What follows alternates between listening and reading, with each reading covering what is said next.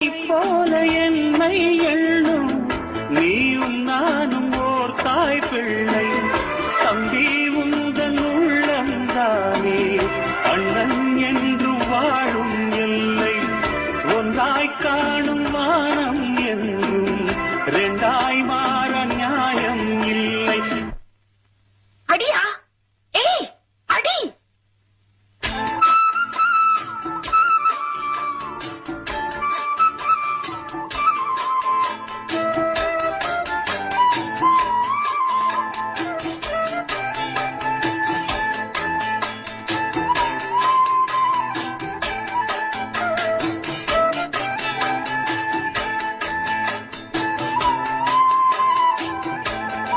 தம்பி, சாவியை